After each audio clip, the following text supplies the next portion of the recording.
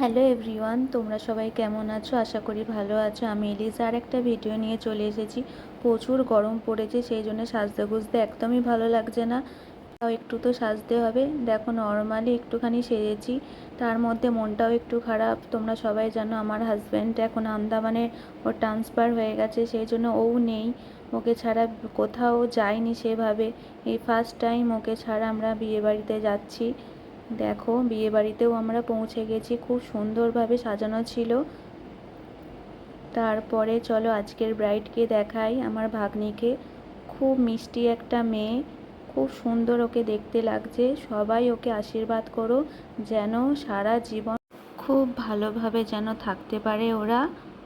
তার মধ্যে আমরাও একটুখানি ভিডিও তুলে নিয়েছিলাম নিজেদের মধ্যে। দেখো, তারপরে আমার বাড়ির লোক, যেখানে বউয়ের বিয়ে হবে, খুব সুন্দরভাবে জায়গাটা সাজানো ছিল। আমার মেয়ে আর আমার জায়ের মেয়েরা ওর ভাইকে নিয়ে খুব মজা করছে, আনন্দ করছে নিজেদের মধ্যে। খুব সুন্দরভাবে সাজানো গোছানো ছিল। আমার মেয়ে ওর ভাইকে নিয়ে খেলা করছে। তারপরে বরও চলে এসেছিল, সবাই বরকে বরণ করতে ব্যস্ত ছিল। দেখো, বরকে এখন বরণ করা হচ্ছে। চলো বউয়ের বরকেও দেখিয়ে দিই।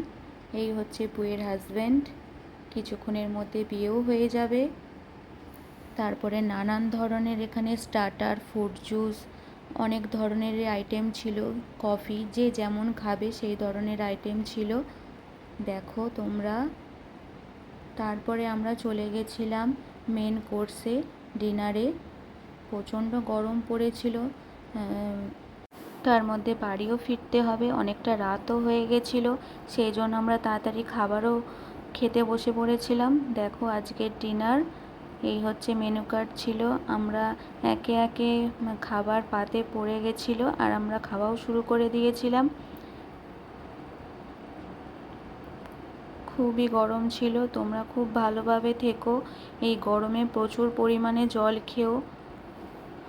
তারপরে লাস্টে মিষ্টি এসেছিলো, আমি সচরাচর মিষ্টি খাই না। তারপরে বাড়িও চলে এসেছিলাম। আজকের ভিডিওটা ভালো লাগলে প্লিজ লাইক করো। আজকের জন্য টাটা।